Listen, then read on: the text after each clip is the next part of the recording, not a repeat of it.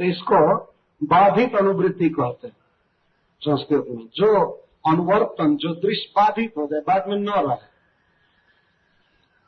तो और ये जो व्यवहार है ये तो बाधित नहीं है, ये तो अबाधित है, ये तो हो रहा है, सामने हम देख रहे हैं, इसको सपना जैसा आप कैसे कह दिए? यह प्रश्न है, बहुत गंभीर प्रश्न है वास्तव में राजा का। और उन्होंने कहा कि हमारा, आप ठीक कह रहे हैं लेकिन हमारा मन भ्रमित हो रहा है, मैं नहीं समझ रहा हूं। इस पर जब भरत जी इनको बहुत अच्छी तरह से समझाएंगे और प्रैक्टिकल जैसे किया जाता है वैसे राजा को खड़ा करा करके कहता है अच्छा ठीक है, तुम समझोगे इसको। ब्राह्मण वाच अयम जनो नाम चलन पृथ्व्याम, यह पार्थिव अपार्थिव कश्य हेतु तस्या पिचांगरो अधिगुल्प जंगा जानू मध्य शिरोधरांश अंशेधिकारगम सिक्कम च जस्य सौवीर राज्य तपदे से आस्ते जस्मिन भगवान रूढ़ निजाभिमानो राजा सिंधु दुर्मदान। ठीक है, जिस व्यवहार को तुम अबाधित कह रहे हो, कभी समाप्त नहीं होता है, रहता है, लेकिन मैं देखता हूं कि ये बाधित है, तुम्हारा व्यवहार सिद्ध नहीं हो रहा है।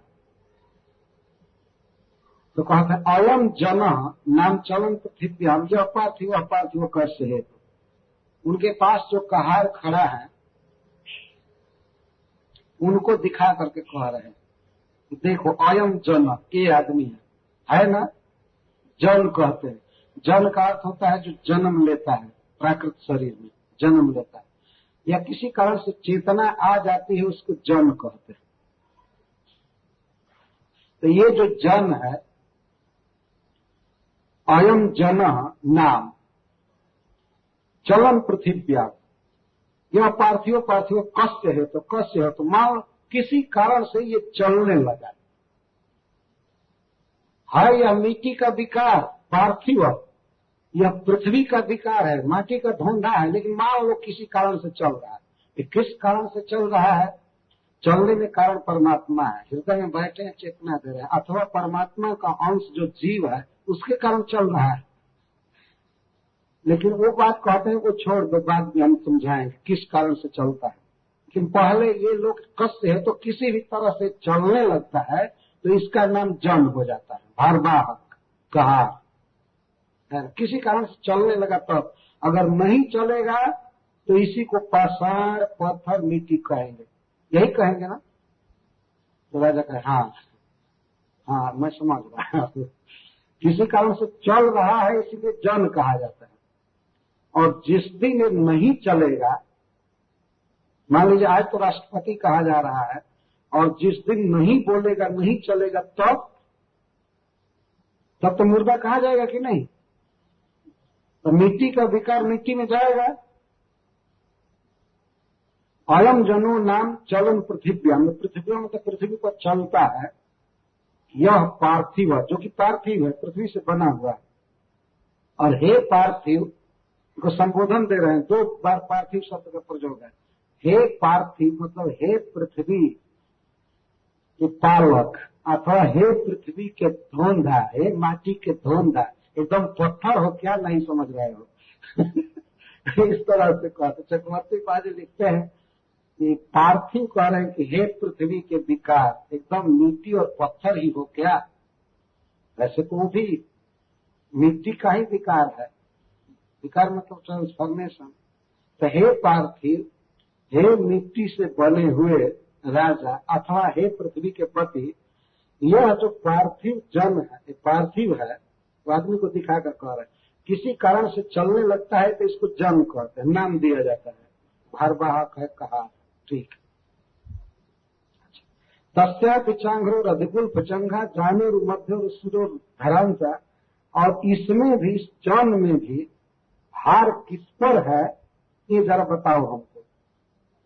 पृथ्वी पर टिका हुआ है अंघ्री, दोनों चरण पृथ्वी पर टिके, चरण के ऊपर गुल्फ है, दोनों गुल्फ मतलब तखना है, वो कहते हैं एड़ी के ऊपर।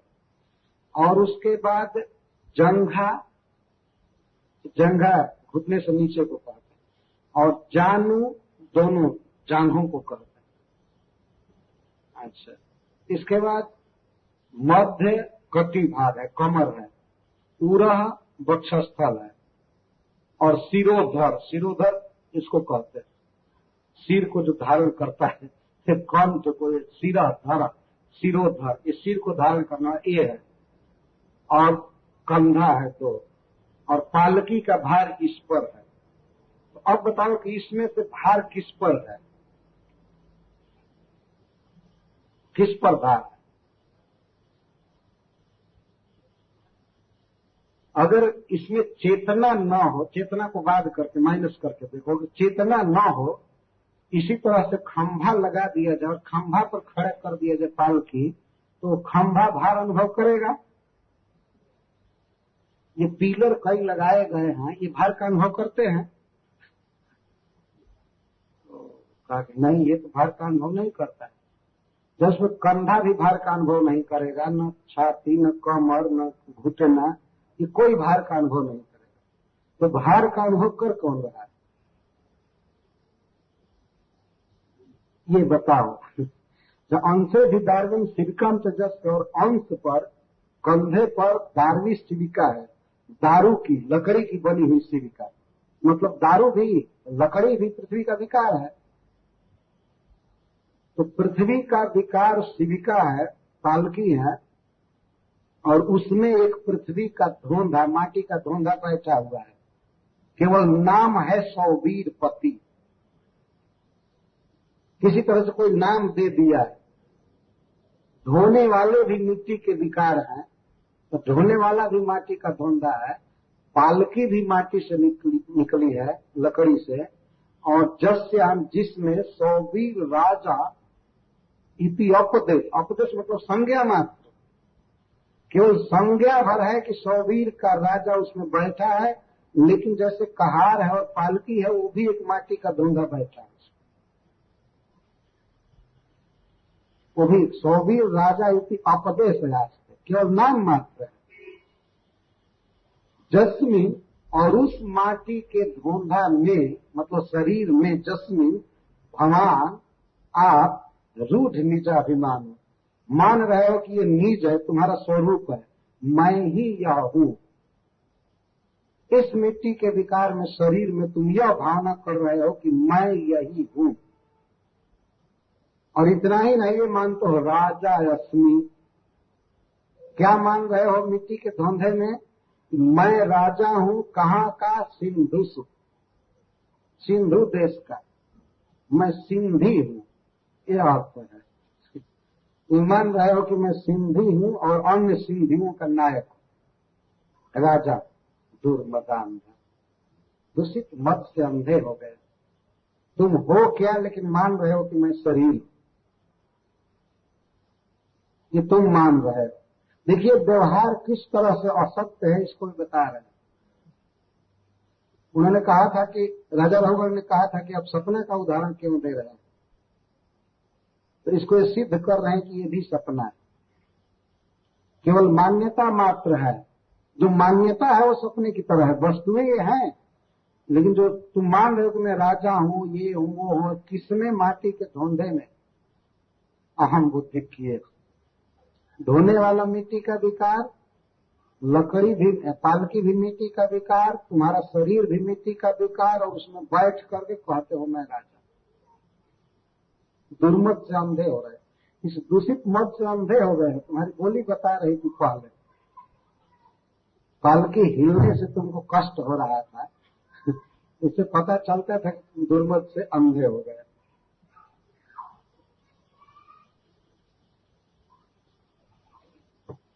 अब ये पूछ रहे हैं कि बताओ ढो कौन रहा है, कंधा ढो रहा है कि कमर ढो रही है कि पैर ढो रहा है? और वास्तव में ढोया किसको जा रहा है, ये भी पूछता है। तुम्हारे देह को ढोया जा रहा है कि तुमको ढोया जा रहा है? कौन ढो रहा है, कौन ढो रहा है और कौन ढोया जा रहा है? तुम ढोए जा रहे हो कि तुम्हारा देह ढोया जा रहा है? किसका वहन हो रहा है? तो राजा समझने लगे, नहीं, आत्मा को कैसे ढोया जाएगा? आत्मा तो अपने ही घूमता रहता है बिना टिकट के इधर उधर सारे जगत, उसको क्या कोई ढोएगा? वो तो मन से भी फाइन है, बुद्धि से भी फाइन है। मन ही ऐसे घूमता रहता है तो फिर आत्मा के लिए तो कहना ही। तो ढोया किसको गया? माटी के एक विकार को ढोया जा रहा है। तो मान लीजिए एक मिट्टी का खंभा है, पत्थर है, और लकड़ी की सिरका बना करके उस खंभे पर खड़ा किया जाए और उसमें एक पत्थर डाल दिया जाए सिरका में, उस पालकी के भीतर एक पत्थर डाल दिया जाए, तो पत्थर क्या कभी सोचेगा कि मुझको ढोया जा रहा है? मुझको कोई ले जा रहा है इधर से उधर? या खंभा कभी सोचेगा कि मैं मुझ पर भार है? तो है तो ये माटी का विकार, लेकिन इसके भीतर रहने वाला जो आत्मा है वो मन के बंधन में है, और मन मान लेता है कि मैं ढोने वाला हूं और मैं ढोया जा रहा हूं, मैं राजा हूं, मैं ये हूं, मैं वो। तो मान्यता भर है कि नहीं तुम्हारी? मान्यता मात्र है ना। यहाँ हम सभी वास्तव में मान भर लिए हैं कि मैं कुछ भी, मैं ये हूं, मैं वो हूं, मैं ये हूं। नाना प्रकार की मान्यता है। यदि व्यवहार चलाने के लिए आवश्यक है, लेकिन इसी को सत्य को नहीं सिद्ध कर सकता है। और उन्होंने कहा कि देखो, मैं सपना का उदाहरण इसलिए दिया कि मुक्त पुरुषों के लिए वास्तव में सपने की तरह है। जो देह से मुक्त हो जाते हैं देखते हैं कि हमारा इससे कोई संबंध नहीं। जैसे कोई आदमी सपना देख रहा है और सपने में कोई भयानक दृश्य देख रहा है, लेकिन जब नींद उचट जाती है, जग जाता है, तो बाधित अनुवृत्ति, वो देख रहा है कि कोई बाघ नहीं है, कुछ भी नहीं है, कोई मेरी गर्दन नहीं काट रहा था, कोई दुख नहीं, लेकिन जगने के बाद भी थोड़ा थोड़ा भय रहता है। लेकिन वो भय कुछ करता नहीं है, न बाघ का स्मरण उसका कुछ बिगाड़ेगा, थोड़ा स्मरण रहता है। राजा ने तर्क दिया है कि यहाँ तक कि मुक्त पुरुषों को भी ये सब सुख दुख का अनुभव होता है, जो देह से परे हैं उनको भी होता है। तो जरभरे जी कहते हैं होता है, लेकिन वैसे होता है जैसे जिसका सपना टूट गया है, टूटने के बाद जो अनुभव होता है वही है अनुभव। तो उस अनुभव में कोई दम नहीं, वो धीरे धीरे खत्म हो जाएगा। लेकिन जिसका सपना टूटा ही नहीं है, जो सपना देख रहा है, वो तो बहुत ज्यादा प्रभावित होगा। तो तुम अभी सपना देख रहे हो कि मैं राजा हूं, और इसीलिए पालकी हिलने पर तुमको दुख हो रहा है। अगर नींद टूट जाए तो तुम ही पालकी उठाकर चल दोगे ऐसा वो कह रहे हैं। तो हे राजा ने से यह केवल मन में है। अच्छा, भार महसूस होता है ढोने वाले को कब? जब देह को मैं माना है। अथवा इसलिए भी भार महसूस होता है कि हम जिसको ढो रहे हैं उससे हमारा प्रेम नहीं तो अपने बच्चे को माँ 24 घंटा अपने गोद में लिए चलती है, उसको भार महसूस नहीं होता है। केवल मन में है वास्तव में। बच्चे को अपने गर्भ में धारण करती है, वो प्रसन्न रहती है, बच्चा हमारे गोद में है कि नहीं? या शिल चक्रवर्ती का जो उदाहरण देते हैं, पत्नी अपने पति के भार को बर्दाश्त करती है उसे मिल जाए, और मान लीजिए 10-20 किलो सोना मिल जाए, तो कभी भार नहीं ढोया होगा वो भी, अब वो भार उसे रुई से भी हल्का लगेगा, क्योंकि मन में दूसरा आनंद है। भार ढोना मन में है, तो मन में मान ली हो कि मैं राजा हूं, और इसीलिए पालकी के हिलने से तुमको कष्ट हो रहा है। इसमें कौन भार ढो रहा है? शरीर तो ढो नहीं रहा है, और आत्मा ढो सकता नहीं है। इस प्रकार से उनका ये खंडन किए। ये कह रहे हैं कि जैसे तुम व्यवहार को सत्य मानते हो स्त्री आदि के साथ रहने में, लेकिन वही व्यवहार विरक्त के लिए नरक के समान होता है। ये मान्यता का अंतर है कि नहीं? ऐसा लिखा गया है संस्कृत के एक श्लोक में कि एक नारी है, लेकिन उसके लिए जो विरक्त होता है, जति होता है, उसके लिए स्त्री का शरीर कुड़क लाश जैसा दिखता है, मरा। और कुत्ता जब देखता है उसको तो अपना भोजन के रूप में देखता है। कामी व्यक्ति उसे अपने काम वासना का साधन मानता है। अंतर हो जाता है चेतना के अनुसार। तो जो मुक्त हो गए हैं वे समझेंगे कैसे यह व्यवहार सपना की तरह है। तुम्हारा सपना टूटा ही नहीं, तुम कैसे समझोगे? स्वप्न टूटेगा तब समझोगे। अभी तो तुम अंधे हो, नहीं देख रहे हो। मैं इतना प्रवचन कर रहा हूं लेकिन फिर भी कहते हो व्याख्या कीजिए, व्याख्या कीजिए। तो समझने का प्रयास करो।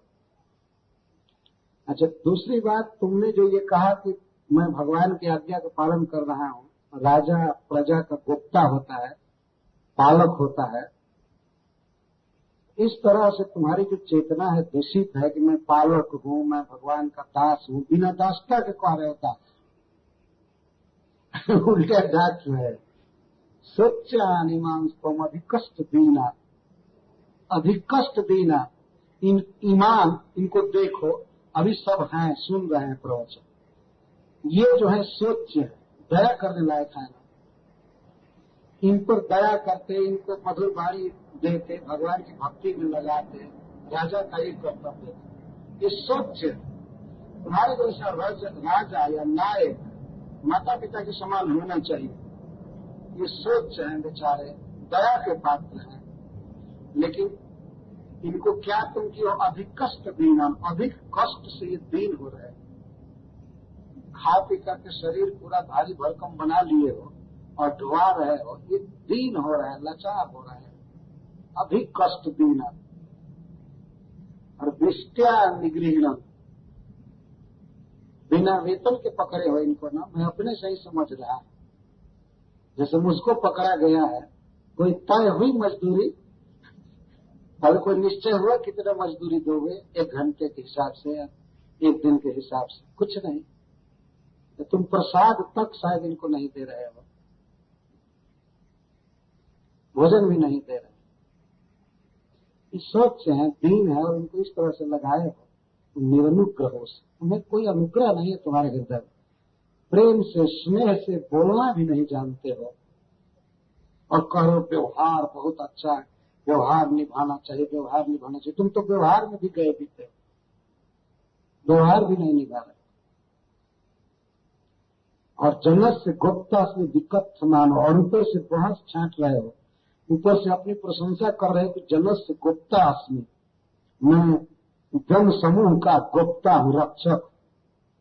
तुम गुप्ता हो, प्रजा का पालन तुम कर रहे हो, और तुम अपना पालन नहीं कर सकते हो, सबका पालन भगवान कर रहे हैं। तुम्हें क्यों यह अभिमान है कि मैं पालन करने वाला? हमारे सामने कह रहे, मैं जनता का रक्षक, और हमारी रक्षा, हमारा पालन करने के लिए हम पर बेंत मारने के लिए तैयार हो गए। यही तुम्हारी विधि है पालन की। और कोई जड़ है या मूर्ख है तो बस उसको मारो पीटो, यही राजा का काम है। ये जितने पागल हैं, जितने स्तब्ध हैं, उनको पकड़ कर मारोगे। दिक्कत मानो, तुम अपने मुख से अपनी बड़ाई कर रहे हो, कहने में तुम्हें लज्जा नहीं आती है। दिक्कत मानो, न सो से वृद्ध सभा सुधृष्ट, और इतने ढीठ हो गए हो कि कहते हो I am devotee of Krishna. तुमने ये कहा ना कि मैं कृष्ण का भक्त हूं, मैं कृष्ण का दास हूं और कृष्ण की आज्ञा से कर रहा हूं ये काम, तुम्हें तनी भी लज्जा नहीं आती। इतना धृष्ट हो गए, धृष्ट हो गए। वृद्ध सभा से न सो बसे। ज्ञानियों के समाज में ऐसा बोलना मत, नहीं तो लोग तुमको बिल्कुल मूर्ख समझेंगे। ज्ञानियों के सभा में तुम्हारी शोभा नहीं होगी। काम कर रहे हो उल्टा और कह रहे हो मैं अच्युत का किंकर। अच्युत का किंकर सबके प्रति दयालु होता है, उसके मन में दया भाव होता है। दया सर्वभूतेषु संतुष्टिया येन केनचित्, जिसमें दया होती है और जो भी मिल जाए उसमें संतोष होता है, तो उस पर भगवान प्रसन्न होते हैं। यह भगवान की दास्ता नहीं है, यह कैंकर्ज नहीं है कि किसी को इतना कड़ा दंड दिया जाए, बिना वेतन के उसे जोता जाए। अवसर पा करके इसको कह देना, जब भरत जी अच्छा समझते तो केवल प्रवचन ही नहीं किए, सुधार कर रहे हैं व्यवहार में भी। इस तरह से कहते तुम्हें लज्जा नहीं आती। धृष्ट, धृष्ट को हम लोग ढीठ कहते, इतना ढीठ हो गए कोई गुण नहीं है फिर भी कहते हो मैं अच्युत का किंकर, कृष्ण का दास बहुत महान होता है। तुम क्या कृष्ण दास तक कर रहे हो? मैं तुमसे पूछ रहा, क्या कृष्ण की सेवा कर रहे हो? कहते हो कि कृष्ण की आज्ञा से राजा प्रजा का पालन करता है, मैं रक्षक हूँ, गुप्ता हूँ, ये हूँ वो। दिक्कत समान, तुम दया रहित हो। जब तुम इन पर तुम्हारी सेवा करने वालों पर भी तुम दया नहीं कर सकते हो तो बाहरी जनता पर तुम क्या दया करोगे? ये तुमको ढो रहे हैं ना। जब इनके साथ तुम्हारा यह व्यवहार है, तुम दूसरे के प्रति क्या करोगे? तो तुम्हारा व्यवहार इस तरह से हो रहा, क्या अपने व्यवहार की दलील दे रहे? भगवान का नाम जप करो, दया करो, शरीर से अहम ममता निकालो, घूमो पृथ्वी पर, तब समझोगे आनंद। तो तुम्हारे अंदर दीनता आएगी, दया आएगी प्राणियों की तरफ, तब तुम उदंड होकर के नहीं कहोगे कि मैं कृष्ण का किंकर हूँ और मैं जनता का सेवक हूँ, I am this, I am that. ऐसा नहीं कहो। जानते हो मैं कौन हूँ? आजकल लोग व्यवहार में बहुत कड़ा बोलते हैं। तुमको पता है मैं कौन हूँ? जैसे राजा रघुगंधी कह रहे, तुम पहचानते नहीं हो मैं कौन हूँ? जैसे जमराज प्राणियों को दंड देता है वैसे मैं दंड दे सकता हूँ। तुम ये शैतानी छोड़ दो, इस तरह लापरवाही मत करो। अगर ठीक से इस बार नहीं चला तो जान मार दूंगा, और मार भी सकता था। उसको कौन रोकने वाला था? उसके ऊपर कोई कोर्ट नहीं था, कोई मुकदमा दायर नहीं हो सकता। तो इसका मतलब कि ऐसा व्यवहार करे व्यवहार कि वही लोग वास्तव में दलील देते हैं जो लोग थोड़ा धनी होते हैं, ऊंचे पद पर होते हैं, तो व्यवहार पर बहुत जोर देते हैं। और उन्हीं को जब दास हो जाना पड़ेगा, नौकर हो जाना पड़ेगा, छोटा आदमी गरीब हो जाना पड़ेगा, तब वो व्यवहार को महत्व नहीं देंगे, तब वो परमार्थ को महत्व देंगे। नहीं, भगवान की भक्ति श्रेष्ठ है। अगर इनको कहार बना दिया जाता तब ये क्या कहते कि जनता का धर्म है राजा की सेवा करना? नहीं कहते। नहीं कहते इसका। लेकिन जब ऊंचे पद पर है तो कहते हैं कि राजा का कर्तव्य है जनता को मारना पीटना आदि बदमाशी कर रहा है। भगवान की सेवा कर रहे हैं। सेवा तुम भगवान की कर रहे हो कि अपने मन की कर रहे हो तो जब भरत जी जानते हैं। किसकी सेवा तुम कर रहे हो? मन को ही कृष्ण स्थानीय कर दिया है, कृष्ण की सेवा कर। कृष्ण की सेवा का क्या प्रकार होता है, यहाँ बहुत बड़ा अनुभवी राजा बता रहा है, जब भरत जी बता रहे। तुम्हें इस तरह से नहीं कहना चाहिए कि मैं प्रजा का रक्षक हूँ, ये हुआ भगवान सबके रक्षक, इस तरह से कभी बोलना मत। अच्छा, जो तुम यह कह रहे हो, बार बार तुम ये तर्क दे रहे हो कि ये व्यवहार जो है सत्य है, सत्य है। तुम हमने कह रहे हो कि तुम तर्क दिए थे कि मैं अपने अनुभव से बताता हूं कि आपको भी परिश्रम हुआ होगा, आपको भी परिश्रम हुआ होगा। लेकिन मैं तुमको बार बार कह रहा हूं कि मुझे परिश्रम नहीं हुआ है, मैं देह से बिल्कुल परे। तुम्हारा व्यवहार कैसे सत्य हो सकता है? कौन यहाँ राजा है और कौन प्रजा है, इसको बता रहे हैं। राजा किसको कह रहे हो? अपने शरीर को कह रहे हो ना। लेकिन शरीर क्या है, इस पर जरा विचार करो। अब ये बता रहे हैं, जदा छिपावेव चराचरस्य विदाम निष्ठा प्रभोन च नित्यम तन्नाम तन्ने व्यवहार मूलम निरूप्यताम से क्रियानुमेय। जब छिपावेव चराचरस्य निष्ठा प्रभोन च नित्यम विदाम, ये तो तुमको पता है कि कोई भी वस्तु इस संसार में है, चाहे किसी का देह हो चाहे कुछ भी हो, वह पृथ्वी से निकला है और पृथ्वी में समा जाता है। पृथ्वी ही शरीर के रूप में बनी है, इतना तो सत्य है। क्षिति शब्द का अर्थ ही होता है जिसमें हम रहते हैं और जिसमें समा जाते हैं। क्षिति शब्द का यह अर्थ होता है। पृथ्वी को क्षिति कहते हैं, उसका मतलब यह होता है कि जिस पर हम टिकते हैं, छी का अर्थ होता है रहते हैं, और ती का अर्थ होता है तिरोहित हो जाता है। जिस पर हम हैं और एक दिन जिसके भीतर समा जाएंगे उसको क्षिति कहते हैं। तो जितनी भी वस्तुएं हैं क्षिति से निकलती है। प्रभव क्षिति से होता है। निष्ठा फिर समा जाती है वस्तुएं धरती में। हम भूमि से निकले हैं और भूमि में समा जाएंगे। हरे कृष्णा चंद्र कृष्णा हरे हरे जब क्षितौ एवं, जब क्षिति में ही चर या अचर सभी समा जाते हैं या उसी से निकलते हैं, यह नित्य देखी हुई बात है। पृथ्वी से निकले हैं, पृथ्वी से निकल, हम लोग कैसे पृथ्वी से निकले हैं? ऐसे जैसे पृथ्वी से अन्न उत्पन्न होता है और अन्न को पिताजी खाए या माँ खाई तो अन्न का रस बना, रक्त बना, फिर बीज बना और उससे हमारा शरीर बना, और वह शरीर फिर पृथ्वी के विकार को खा करके पुष्ट होता है। तो इससे सिद्ध हुआ कि पृथ्वी से हम निकले। पृथ्वी के पदार्थ खा करके पुष्ट हो रहा है, इसलिए पृथ्वी से निकला है। और अंत में मरेंगे तब कहाँ जाएंगे? सबसे पहले तो पृथ्वी पर जाएंगे। हमारे हिंदू समाज में बहुत अच्छा सिस्टम है कि मरने पर खाट से उतार कर जमीन पर रख देते हैं, दिखाया जाता है। और जो भी वो पहना रहता है उसको तोड़ ताड़ करके छीन लेते हैं। कमर का सूता भी तोड़ लेते हैं, जनेऊ भी निकाल लेते हैं, और सब ये दिखाते हैं तुम्हारे सब कुछ भी नहीं जाएगा, और जमीन पर सुला देते हैं। और इसके बाद 3 गति में से कोई गति होगी, सब मिलाकर निष्ठा मतलब निद्राम स्थिति जो होगी वो धरती में। चाहे कोई जीव खा जाएगा तो उसका भी मल धरती में गिरेगा, ये शरीर मल बन करके, और राख होगा तो भी धरती में, और नीचे गड्ढा में गया हो तो गया। कृमि बीज भस्म संग पृथ्वी से निकला है, पृथ्वी में समा जाता है। तो बताओ नाम के अलावा व्यवहार का क्या प्रमाण है?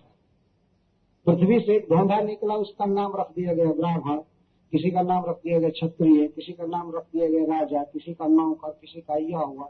नाम के अलावा उसमें क्या सत्य है, क्या व्यवहार? व्यवहार किस लिए कर रहे हैं? नाम के अलावा कोई प्रमाण नहीं है उसमें। नाम लिखा गया इसलिए हम पहचानते हैं कि ये वस्तु है, ये वस्तु है, वो वस्तु है, ये वस्तु। बहुत सी चीजें निकल रही है, लकड़ी निकल रही है, ये माइक निकला है, हम लोग नाम इसका रख दिए। ये है ये पृथ्वी का विकार। तो शरीर अंततः पृथ्वी का विकार। अगर तुम्हें नाम के अलावा और कोई सत्य दिख रहा है तो निरूप्यता जगह बोलो हमारे सामने। अगर तुम्हारे मन में कोई जुक्ति आ रही है तो निरूप्यता, तुम निरूपण करो। पृथ्वी के विकार के अलावा अगर कोई सत्य है, व्यवहार तुम कह रहे हो सत्य है, हमने इसका नाम घड़ी रख दिया, इसका नाम दूसरा ही रखा जा सकता था, है कि नहीं?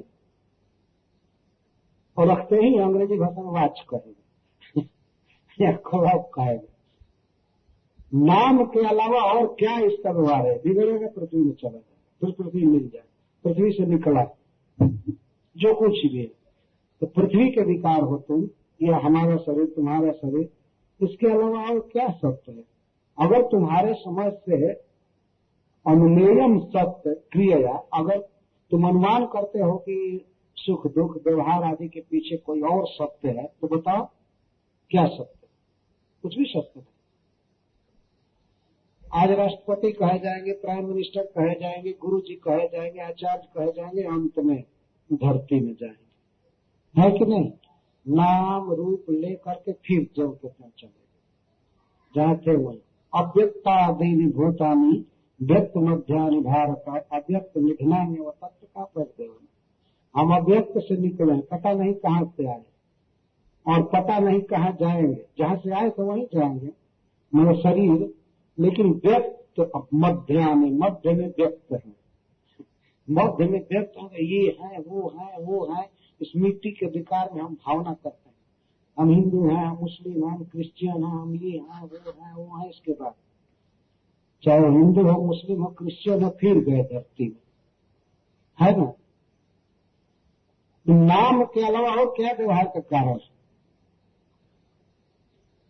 तन नाम तो अन्य व्यवहार मूल निरूपिता, कुछ भी व्यवहार का मूल नहीं, नाम रख दिया गया बस।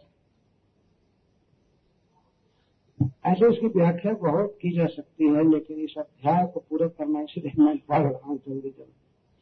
तो एवं निरुक्तम छिप शब्द वृत्तम, इस पर राजा रघुवर कहता है ठीक है, तब छिपी सत्य है, शरीर सत्य नहीं है, शरीर जो है छिपी का विकार है, तब छिपी सत्य है, पृथ्वी सत्य है। तब कहते नहीं, एवं निरुक्तम छिप शब्द वृत्तम असंनिधान परमाणु है, यह पृथ्वी भी सत्य नहीं है, यह भी अनेक परमाणुओं से बनी हुई है।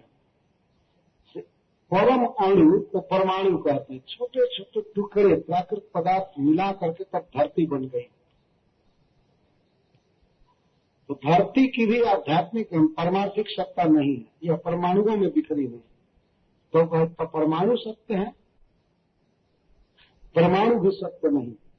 अविद्या मनसा कल्पितास्ते जैसा समूह है कृतो विशेष, वास्तव में परमाणु जो है वो तो कहता भगवान की माया सत्य है, लेकिन नहीं, माया जो है वो भगवान पर आधारित है। तब वो पूछते हैं तो सत्य कौन है, तो उसी पर कहते हैं कि सत्य है भगवान वासुदेव, और कुछ भी सत्य नहीं। अविद्या मनसा कल्पितास्ते, आजकल हम लोग उसको एटम कहते हैं, परमाणु को एटम कहते हैं, उसको टुकड़ा नहीं किया जा सकता, ये नहीं किया जा, लेकिन वास्तव में मनसा कल्पित है। कोई एटम उन्हें प्राप्ति नहीं है, कल्पना मात्र है, वो कोई सत्ता नहीं है। वास्तव में भगवान की माया सबको डिफ्यूज होती है, जगत के रूप में बनती है, चाहे हवा पानी पृथ्वी आदि के रूप में। एवं कृष्ण स्थूल मणि बृहत यह असत्य सजीव मजीव मन है, प्रत्ये स्वभाव आशय काल कर्म नामना वजावे ही कृतम द्वितीय। इस तरह से चाहे कोई क्षीण शरीर हो, या छोटी वस्तु हो या बड़ी वस्तु हो, स्थूल हो या अणु बृहत, ऊंची हो नीची हो, छोटी हो बड़ी हो, सूक्ष्म हो या स्थूल हो, असत्य हो सत्य हो। असत का अर्थ होता है सूक्ष्म और सत्य का अर्थ प्रकट, स्थूल, या जीवित हो अजीवित हो, यह द्रव्य स्वभाव आशय काल कर्म नाम से वास्तव में अजया कृतम, माया ने किया है। अजय माया को कहता है, माया ने इन वस्तुओं को उत्पन्न किया है, चाहे कोई भी, लेकिन नाम देते हैं हम लोग नाम लिखते हैं, बहुत नाम लिख देते हैं, लोहा पर नाम लिखते हैं, गाड़ी पर नाम लिखते हैं, हाथ पर नाम लिखते हैं, कई जगह नाम के अनुसार व्यवहार चालू करते हैं। लेकिन यह व्यवहार पहले नहीं था और बाद में भी नहीं रहता है, इसीलिए यह सत्य नहीं। जो बाधित हो जाए काल द्वारा स्थान द्वारा, वो सत्य नहीं। तो पहले भी नहीं था, बाद में भी नहीं रहेगा। यह कृतम द्वितीय, यह द्वितीय वस्तु है। द्वितीय का अर्थ होता है आत्मा नहीं है, यह सत्य नहीं है।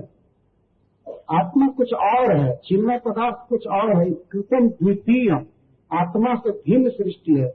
यहाँ द्वितीय का अर्थ जड़ पदार्थ, मैटर, स्पिरिट में। तो इसको तुम अवे ही जानो, ये माया के द्वारा उत्पन्न की गई है वस्तु है सब कुछ, और इसमें किसी शरीर को मैं मानना और किसी को मेरा मानना यह गलत, यह भ्रम है, माया ने उत्पन्न किया। पर ही किम सत्यम, तब राजा रघुवर फाइनल पूछते हैं तब सत्य क्या है? ये कहते सत्य है भगवान वासुदेव। ज्ञानम विशुद्धम परमात्मेकम अनंतरम तो बहिर्ब्रह्म सत्यम प्रशांतम भगवत शब्द संयम जग वासुदेवम कवयो वदन्ति। ज्ञानम सत्य, माइक पदार्थ के अलावा चिदेक वस्तु सत्य है। चिन्मय वस्तु जो है और जो अद्वय है वो सत्य है, और ज्ञान ही सत्य है। ज्ञान का अर्थ जानकारी नहीं है, ज्ञान का अर्थ है चिद वस्तु, स्पिरिचुअल वस्तु, और वह अद्वय है। अद्वैत का अर्थ है कि उसमें सजातीय विजातीय और स्वगत भेद नहीं। भगवान एक ऐसे चिन्मय वस्तु हैं जिनसे किसी का सजातीय भेद भी नहीं है, विजातीय भेद भी नहीं है और स्वगत भेद नहीं है। भाई शास्त्र के वाक्य है, फिलॉसफी के, इसको समझना चाहिए। भेद का अर्थ होता है संस्कृत में जो वस्तु किसी वस्तु से बिल्कुल अनपेक्ष हो, उससे कोई संबंध न हो और उसके बिना भी उसकी सत्ता बनी रहे तो कहेंगे कि उस वस्तु से उस वस्तु का भेद। जैसे हम हैं, हमसे और इस माइक से कोई संबंध नहीं, हमारी अलग सत्ता है, इसकी अलग सत्ता है, तो हमसे और इससे भेद है। लेकिन अगर इसकी सत्ता हम पर आधारित हो, मेरे बिना न इसकी सत्ता रहे, तो कहा जाएगा कि मेरे साथ इसका अभेद है। ये जो पूरा जगत है जड़ और चेतन दो पदार्थों से बना है। जड़ पदार्थ जो है वो भगवान का विजातीय है और चेतन पदार्थ है वो सजातीय है। तो भगवान का विजातीय वस्तुओं से भी भेद नहीं, क्योंकि विजातीय वस्तु जो है जड़ पदार्थ मैटर है, वो अभी भगवान की शक्ति है, भगवान पर आश्रित है, भगवान के बिना उसकी अलग सत्ता नहीं। इसलिए विजातीय वस्तु का माया का भी भगवान से अभेद है, भेद नहीं। इसलिए अद्वय कहते हैं भगवान ही माया के रूप में बने हुए, उनकी शक्ति है, इन पर आश्रित है, भगवान के बिना उसकी सत्ता नहीं। और सजातीय जैसे जीव है या अनंत कोटि भगवत स्वरूप है, अन्य भगवान अपने को प्रकाशित किए हैं, जीव है, सब सजाती हैं, तो ये भी भगवान की शक्ति है। कोई भगवान का अंश है, कोई तटस्था शक्ति का अंश है, तो उनकी भी सत्ता कृष्ण के अलावा और नहीं है, कृष्ण पर आश्रित है, इसलिए कृष्ण का उनसे अभेद है, भेद नहीं। जो स्वगत भेद भी नहीं है भगवान में, स्वगत भेद हम लोगों में है। हमारा शरीर जड़ है और हम चिन्ह में अलग वस्तु, और यह जड़ वस्तु हम पर आधारित नहीं है। आत्मा इस शरीर को छोड़ करके चला जाएगा, फिर भी शरीर रहता है, चाहे जिस रूप में रहे, इसकी सत्ता रहती है, और आत्मा भी रहता है। कोई शरीर के कारण आत्मा नहीं रह रहा है, वो भी रहेगा, दोनों का कोई मतलब नहीं है एक दूसरे से। लेकिन भगवान में स्वगत भेद नहीं है, उनका जो शरीर है वो पूर्ण चिद वस्तु है, चिद घन है, उसमें मैटर नहीं है, इसलिए उनको अद्वय कहते हैं। ज्ञान मद्वय ब्रह्मेति परमात्मेति भगवान। तो ऐसे अद्वय तत्व ब्रजेंद्र नंदन भगवान सत्य है। उनको कह रहे हैं विशुद्धम, विशुद्ध का अर्थ है गुणातीत, प्रकृति के गुणों से कोई संसर्ग नहीं है, प्रकृति के नियामक है, और हम लोग तो प्रकृति के वश में। अच्छा, वही परम अर्थ है। परम अर्थ है का अर्थ है परम प्रयोजन। इस जगत में प्रत्येक जीव कुछ अर्थ रखता है, कुछ चाहता है, तो उसको अर्थ कहते हैं। तो परम अर्थ क्या है जीव का? वो है आनंद, सुख। सभी जीव सुख चाहते हैं, तो भगवान कृष्ण जो है वो परम अर्थ है, वही परम आनंद स्वरूप है। जेना तेना प्रकारेण प्रत्येक जीव उनको ही खोज रहा है वास्तव में, लेकिन गलत ढंग से। यदि कोई भी व्यक्ति सुख चाहता है तो इसका मतलब कि वो भगवान को चाहता है, ये भगवान के अलावा कहीं सुख है नहीं। वो सुख घन है, आनंद घन है, उन्हीं से सुख का विकिरण होता है, निकलता है। तो वही है परम अर्थ, परमार्थ। और वह है एकम। एकम का अर्थ अद्वितीय, मतलब सकल भेद विवर्जित। अथवा एक का अर्थ है कि भगवान कृष्ण जैसा भगवान बस वही है, दूसरा कोई नहीं। एक ही भगवान, अद्वय, अनंतरम। अनंतर का अर्थ होता है कि उनके भीतर कुछ नहीं है, भगवान के भीतर कुछ भी नहीं है, वो पूर्ण चिन्मय है। कभी कभी ऐसा लोग कहते हैं कि भगवान के भीतर सारा जगत है। भगवान के भीतर ही सारा जगत है, मिट्टी, पहाड़, तारा, पानी या कूड़ा कचरा जो भी है सब उनके भीतर। भगवान भी कहते हैं कि हाँ हमारे भीतर, लेकिन तत्वतः भगवान के स्पिरिचुअल बॉडी में ये सब कुछ भी नहीं। पूर्ण चिदघन स्पिरिट के भीतर दूसरा कैसे रह सकता है? इस आत्मा में छेद किया नहीं जा सकता। जब आत्मा के भीतर छेद किया जाएगा, नैनम छेदम के शस्त्राणी, जब छेद किया जाएगा तब उसके भीतर कुछ रखा जा सकता है। भगवान के भीतर छेद हो नहीं सकता, वो तो परम आत्मा है, तो उनके भीतर जगत कैसे हो सकता है? अभी संभव नहीं, इसीलिए उनको अनंतर कहते हैं, उनके भीतर कुछ नहीं है। अच्छा, तब ये कहा जाएगा उनके बाहर तो है संसार, तो कहते नहीं, उनके बाहर भी कुछ नहीं, मतलब सब कुछ उनके भीतर उनके बाहर कुछ नहीं है। यही है भगवान का अचिंत वैभव। भगवान सबके भीतर हैं और भगवान के भीतर सभी। ये फिलॉसफी बाहर उनके कुछ नहीं है, सभी प्राणियों के बाहर भी व्याप्त हैं और भीतर भी किसी के नहीं। भगवान के भीतर कोई नहीं है और भगवान के बाहर कोई नहीं। इसका क्या अर्थ होगा? भगवान के भीतर तो कोई नहीं है तो समझ में आ ही रहा, और भगवान के बाहर भी कोई नहीं है, मतलब विराट रूप से सबको अपने अंदर रखे।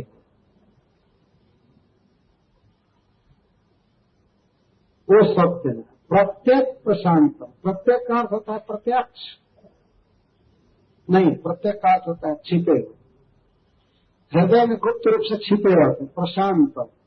तो ब्रह्म सब ब्रह्म कहा जा रहा है निर्विशेष ब्रह्म के लिए। जस्य प्रभात भवतो जगदंड कोटि कोटि सुशेष पुष्पात विभुत भिन्न, यह ब्रह्म ज्योति ही अनंत कोटि ब्रह्मांड के रूप में व्यक्त हुआ। भगवान की प्रभा से जगत की सृष्टि हुई। तो ज्ञानी लोग भगवान के उस निर्विशेष ज्योति में बहुत आसक्त रहते हैं, क्योंकि वो भी भगवान का प्रकाश है। तो ये ज्ञानियों के उपास है। प्रशांत परमात्मा के लिए कहा जा रहा है, जो हृदय में रहते हैं सबके, और सांसारिक भोगों के लिए ललायत नहीं रहते। और भक्तों के जो उपास्य हैं, अपने धाम में नित्य लीला करते रहते हैं, 6 ऐश्वर्यों से परिपूर्ण है, उन्हें भगवान कहते हैं। तो ब्रह्म प्रत्येक प्रशांत और भगवत शब्द संयम, ये संज्ञा है उस परम सत्य की। और अब खोल करके कह रहे हैं कि विद्वान लोग, शास्त्रज्ञ लोग जिसे वासुदेव कहते हैं, जब वासुदेवम कवयो वदन्ति, जिस परम सत्य को कवय विद्वद्गण वासुदेवम वदन्ति, वासुदेव का स्पष्ट आ गया, सारे व्याख्यान का सार पहुंच गया, कौन सत्य है, बाकी सारा असत्य, सत्य है भगवान वासुदेव, जिनको लोग वासुदेव कहते हैं, वसुदेव जी का पुत्र कहते हैं। अब तो क्लियर हो गया, अब तो कोई संदेह रहा नहीं। जिनको विद्वान लोग वासुदेव कहते हैं, मूर्ख लोग भले न जाने कृष्ण को, लेकिन कवि कहते हैं, जो वेद शास्त्र जानते हैं, वो जानते हैं कि परम सत्य है, वो है कृष्ण वासुदेव। ये आजकल यदि हरे कृष्ण मूवमेंट से प्रचार किया जाए कृष्ण का, तो लोग कहते हैं हाँ आप लोग कहिए कृष्ण आपके लिए श्रेष्ठ हैं, आपके इष्ट देव हैं, लेकिन हमारे लिए दूसरे। ये इस्कान का भागवत है जिसे पूछिए, ये इस्कान जब बने तब छपा हुआ है? नहीं, इस्कान कृष्ण का प्रचार कर रहा है, कृष्ण का प्रचार कर रहा है जो वेद शास्त्र में पहले से लिखा गया। श्रील प्रभुपाद जी कहते थे, हमसे लोग पूछते हैं कि स्वामी जी बहुत लोग प्रचार करते हैं, तो आप क्यों प्रचार कर रहे हैं, और आपके प्रचार में और उनके प्रचार में अंतर क्या है? तो प्रभुपाद जी कहते थे कि हम शास्त्र का प्रचार करते हैं और लोग अपने मन का प्रचार करते हैं, यही अंतर, यही अंतर। तो कवि लोग, कवि का अर्थ है यहाँ ब्रह्मा जी, भगवान शिव, शंकरादिक, नारद जी, ये कवि का अर्थ विद्वान होता है। आजकल जैसा कविता रच करके सभा सोसाइटी में ताली बजाने वाला नहीं, कविता रच दी, ये कवि का काम नहीं है। कवि मतलब भगवान का भक्त, ज्ञाता। कवय जब वासुदेवम वदन्ति, जिनको वासुदेव कहते हैं, स्पष्ट हो। तो राजा रघुगण अब हाथ जोड़कर कहते हैं, कृष्ण को कैसे पाया जाएगा, वासुदेव को कैसे पाया जाएगा, क्या उपाय है? सबसे अंतरंग उपाय बताइए जो करने से भगवान कृष्ण को पाया जा सकता है।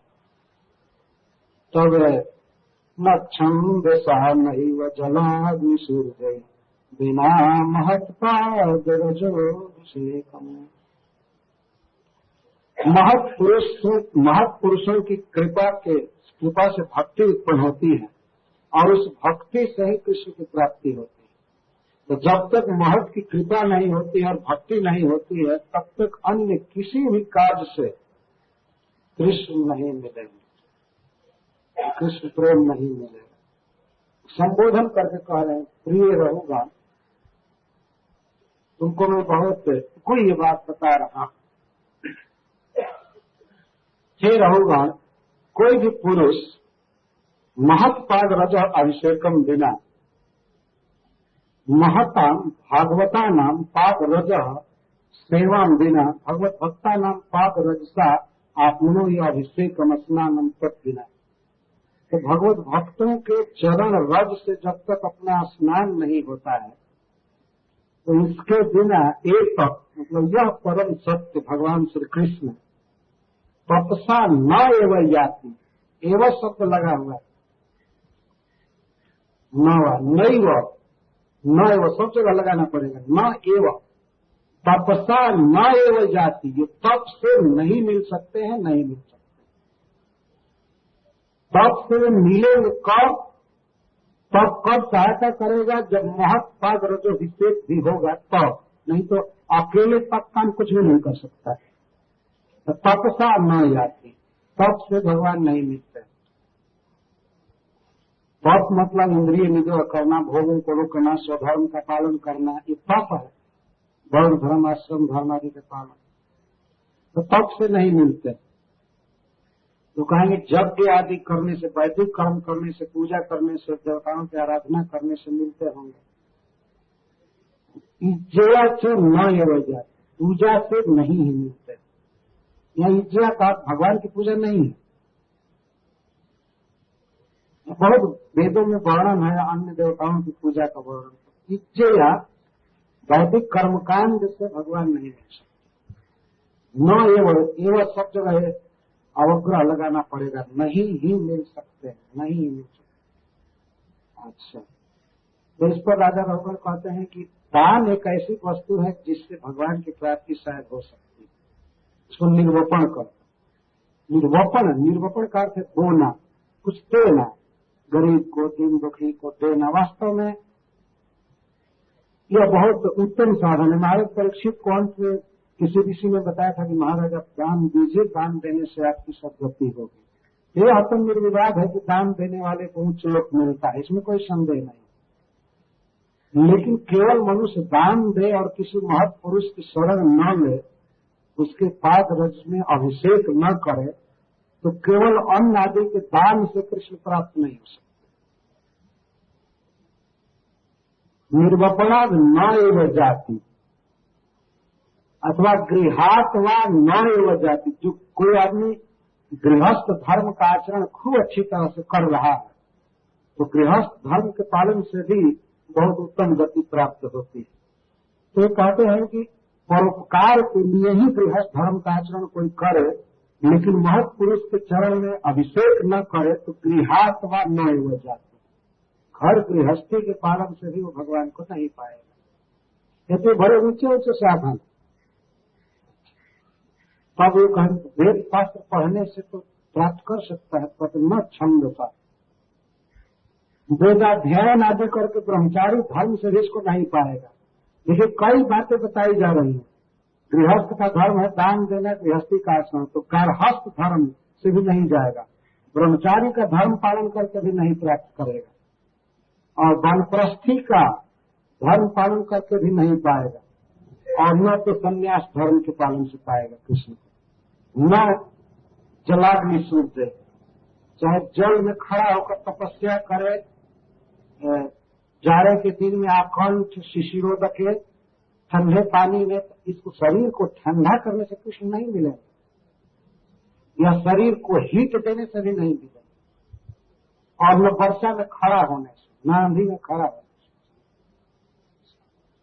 आज हम लोग वर्षा में भीग गए तो उससे थोड़े कृष्ण प्रेम बढ़ गया।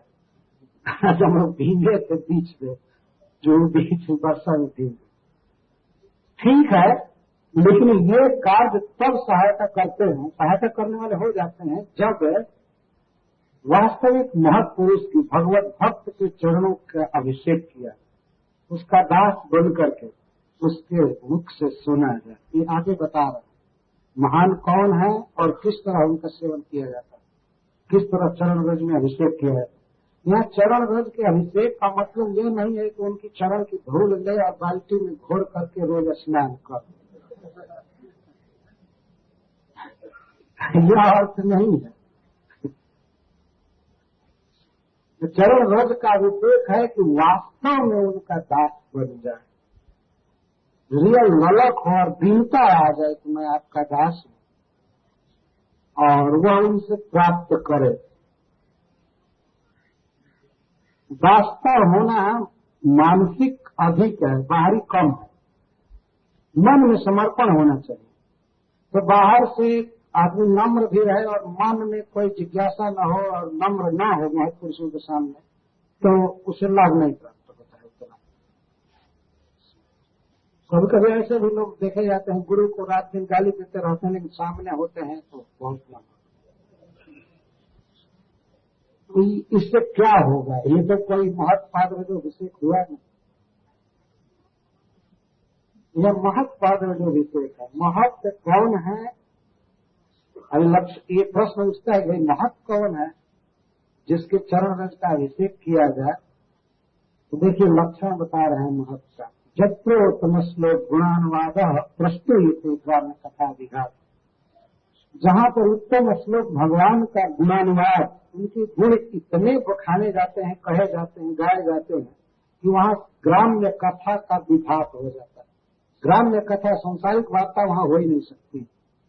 इतना प्रस्तुत, इतना फैलता है या उसकी प्रशंसा की जाती है भगवान के गुणों की, दूसरी बात आती ही नहीं। ग्राम्य कथा विघात है। ये समझ लेना चाहिए कि जो व्यक्ति सांसारिक चर्चा कर रहा है, खासकर ग्राम्य कथा का अर्थ होता है स्त्री पुरुष के विषय में चर्चा, ग्राम्य कथा का सांसारिक जो भी बातें हैं, ये राजनीति आदि की, ये सब ग्राम्य कथा है। तो ग्राम्य कथा जहाँ हो रही है वहाँ पर महत्व नहीं रह सकता, तो महत् पुरुष नहीं। जहाँ केवल कृष्ण के गुणों का वर्णन चलता है वो है महत्। और ऐसे स्थान पर उस महत् का आश्रय लेकर के यदि भगवान के गुणों को सुना जाए, निषेध मारा, यदि सेवन किया जाए भगवान के गुणानुवाद का, तो मुमुक्षु व्यक्ति की मति को वह वासुदेव में अचल लगा दे, वो गुणानुवाद ही लगा देता है। भगवान के गुण सुनते सुनते मति एकदम हंस जाती है भगवान। यक्षति का अर्थ है फेंक देता है। भगवान का गुणानुवाद भक्त की मति को भगवान में अटैच्ड कर देता है। भगवान में अटैच्ड होने के लिए भगवान की बातें सुननी आवश्यक है। जैसे रुक्मिणी जी ने सुना, वो सुनी कुछ ब्राह्मणों के मुख से भगवान का गुणानुवाद, साधुओं के मुख, तो भगवान के पास उन्होंने पत्र लिखा, मेरा मन आप में आसक्त हो गया है, आप मुझे ले चलिए, मेरा विवाह दूसरे से निश्चित हुआ है, ऐसे वैसे। तो जब हम उत्तम श्लोक गुणानुवाद सुनते हैं तो वासुदेव सती मति हो जाती है, दूसरी तरफ जा नहीं सकती। जैसे पतिव्रता नारी अपने पति के अलावा स्वप्न में भी किसी पर मन नहीं कर सकती, किसी को मन अर्पित नहीं कर सकते, उस तरह से मन कहीं जा ही नहीं सकता है। भगवान कृष्ण में सती हो जाती है मति। यह कौन करता है? उत्तम श्लोक गुणानुवाद, भगवान के गुणों का जो अनुवाद है, वर्णन, श्रवण, कीर्तन, उससे भगवान में मति लग जाती है। तो इसका अर्थ है कि श्रवण कीर्तन में रहने वाला व्यक्ति ही महत्। महत् पुरुष के लिए कोई स्टैंप नहीं है कि मार दिया गया महत् हो, और किसी मठ का मालिक हो गया बस महत्, महंत कहते हैं, महान नहीं, महान तो सब है, महत् सब। तो सब जगह मंदिर के मालिक को महंत या महंत कर, और वो महंत आने वाले लोगों से हमेशा जगत चर्चा करता है, हमेशा संसारिक वार्ता करता। ये महत् का लक्षण है। महत् का ये लक्षण दिया जा रहा है, जिनके मुख से जिनके साथ में सर्वदा उत्तम श्लोक की गुणानुवाद होता है, कृष्ण के जस का वर्णन। और इतना वर्णन होता है कि ग्राम में कथा कोई चालू भी करे तो विघात हो। ग्राम में कथा विघात, विशेष घात होगा, विशेष घात, विघात, निषेध मानो, नितरम से मानो। भगवान के गुणों का वर्णन नित्य सुनना चाहिए, ऐसा सुनने से मति लग जाती है। यहाँ तक कोई मुमुक्षु है, संसार बंधन से छूटना चाहता है, उसकी भी मति भगवान में सती हो जाती है, फिर वो मुक्ति की वासना खो देता है। तो जो व्यक्ति मुक्ति की वासना खो देगा तो फिर सांसारिक वासना क्यों नहीं वो छोड़ सकता है। तो इसका अर्थ है कि भुक्ति और मुक्ति की वासना समाप्त हो जाती है भगवान की कथा सुनने से। भगवान कृष्ण का गुणानुवाद सुनने से मुक्ति वासना खत्म हो जाती है और भुक्ति वासना खत्म हो जाती है। केवल वसुदेव नंदन में मति सती हो जाती है। कितना सुंदर उपाय बता रहे। तो पिछले श्लोक का बहुत बार व्याख्यान हुआ है, बहुत व्याख्या भी है। मैंने तो इसकी व्याख्या की है कि कैसेट में भरा हुआ है एक श्लोक, इसमें बहुत सुंदर व्याख्या है। ये जो है अन्य धर्मों का तिरस्कार करने के लिए नहीं है कि भाई दान न करो या तपस्या न करो, ये करो, ये न करो, न करो, करो, लेकिन कृष्ण प्रेम पाने के लिए किसी महत पुरुष के चरण का आश्रय लो। बहुवचन में कहा गया है महता, महान पुरुषों के चरण रज के अभिषेक करो। अभिषेक नहा लो, नहा लो। बिना नहाए तो तपस्या से नहीं कृष्ण मिलेंगे और न गृहस्थी के पालन से मिलेंगे और न और कुछ करने से। सुनने से मिलेंगे, इसका अर्थ एक हुआ श्रवण कीर्तन जल कराए से चांद, सुनने से और बोलने से। हरे कृष्णा कृष्णा कृष्णा हरे हरे, हरे राम राम राम। अब अपना थोड़ा सा परिचय दे रहे हैं। सारा प्रवचन करने के बाद देखिए, आजकल किसी आदमी से पूछा जाए कि आप कौन है तो आधा घंटा अपने परिचय में बिताते हैं। मैं ये हूँ, मैं ये हूँ, मैं ऐसे हूँ, ऐसे। उनसे पूछा गया कि कस्तम निगूढ़ चर्षि द्विजान विभर्ष सूत्रम कतमो वधूता कस्यासि कुत्र यहाँ की कस्मत क्षमा चौरसी मत शुक्ल। आप कौन है, कहाँ से आए हैं, किसके पुत्र है, क्या? कुछ नहीं बोले। उससे क्या मतलब है? क्या मतलब है कि ये कहाँ से आया है, इसका क्या पोजीशन है, मतलब है प्रवचन से उनको है। वो अपना परिचय बताया नहीं और वर्तमान का परिचय तो एक शब्द में नहीं बताया। कहते हैं कि राजन, ये जो विषय संग है, व्यवहार है, विषयों की आसक्ति भक्ति योग से गिरा देती है।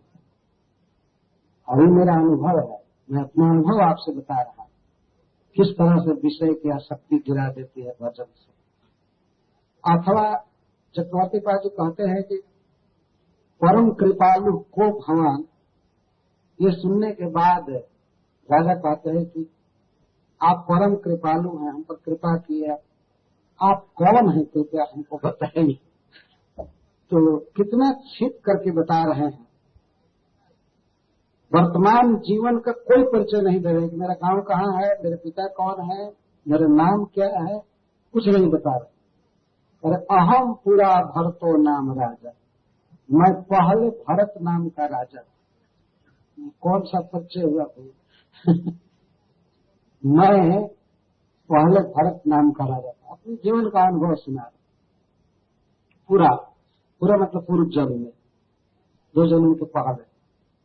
अहम पूरा भरतो नाम राजा, साधारण शब्द में बोल रहे हैं, मैं भी राजा था, भरत नाम का राजेश्वर था, राजर्षि था, ही नहीं कर। अपना परिचय मनुष्य को बिल्कुल दीन भाव से देना चाहिए। मैं भी पहले भरत नाम का राजा था। कितनी सिंपल बात कर। अहम पूरा भरतो नाम राजा।